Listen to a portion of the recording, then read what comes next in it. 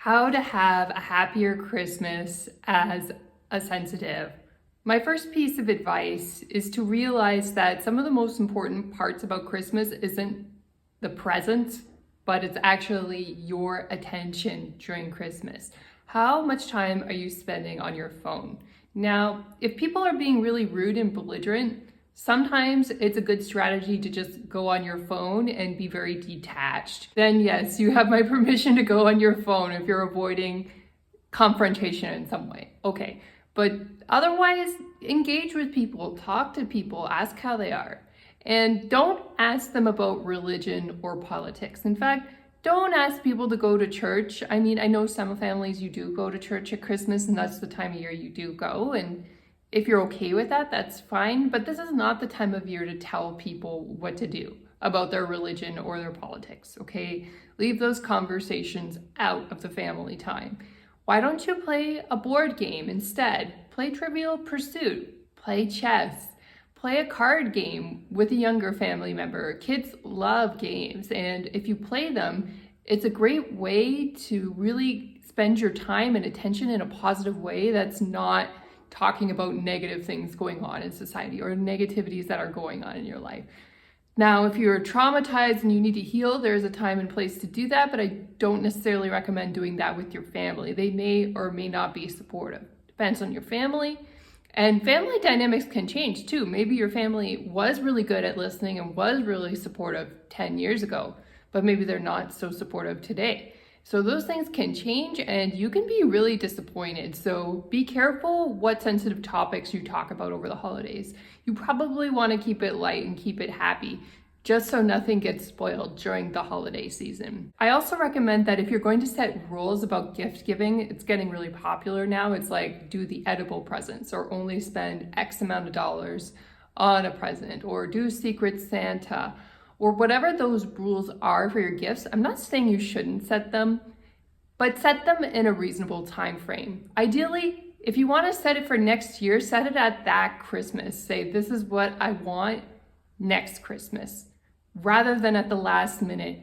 Even September is getting pretty late, at least in my family. I know some families shop at the last minute and you're thinking, September? Like that's tons of time before Christmas, but a lot of people in my family, including my grandmother, including me, shop very well in advance. And if people say they don't want something at the last minute, it kind of screws up your whole plan and your whole budget for the year. So don't make up rules unless you've given people like a whole year, or maybe you mention it in January of the next year. But don't tell people at the last minute. Even fall, I feel, is too late really to try to enforce rules for Christmas, because planning for Christmas starts so early in order to make sure people can afford everything and everything is wrapped and there's time to spend with people at Christmas. So don't make up crazy rules too last minute for family members. Another important thing to remember about Christmas is that even if you do have rules and they get enforced smoothly, this is the time of year when people tend to experience upset and disappointment. Things don't match their expectations. And even when you try to put boundaries around that, they can be helpful, but they can't really prevent every single upset or every single sorrow that a family member may experience. However, when you experience something disappointing, that your disappointment might be somebody else's fantasy Christmas. I had several years at Christmas where I lived in New Zealand, I lived in Alberta, and I really had no access to my family. It was too expensive really to go see them. And that was difficult.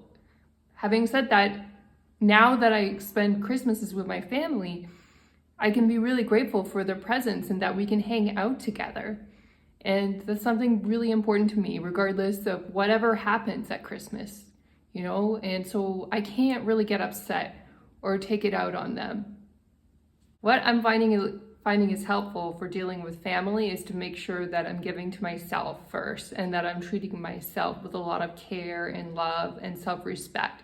If I'm meeting my own needs, then I'm not really relying on my family to validate those needs or meet them for me when I go see them at those rare occasions on Christmas when they're not busy.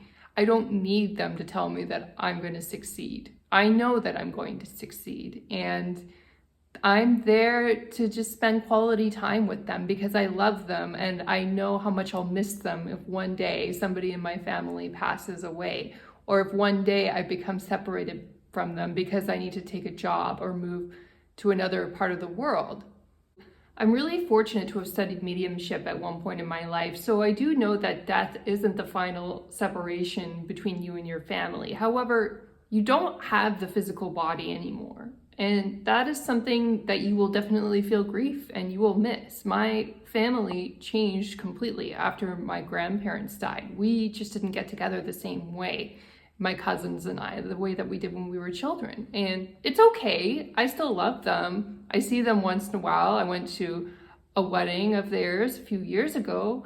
Having said that, I also know how important it is to cherish the people who are in your life now, who are physically close to you, who are your family members. And these details about gifts, are you really gonna remember what somebody gave you 10 years ago? Like, there are some moments I do remember, but I don't remember that much about the stuff that comes through about Christmas. I remember how I felt and how I experienced the Christmas more than the items.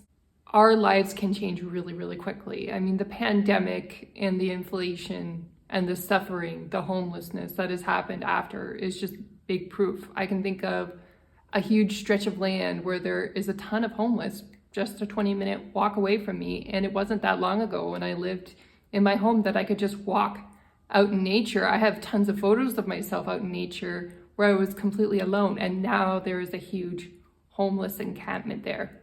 And in the same way that society changes so fast, our own individual lives can change in a heartbeat as well. We can make decisions that either empower us or disempower us, but either way, in those moments where we have quality time to spend with people, our family members, the people that we care about, we need to make the most of them.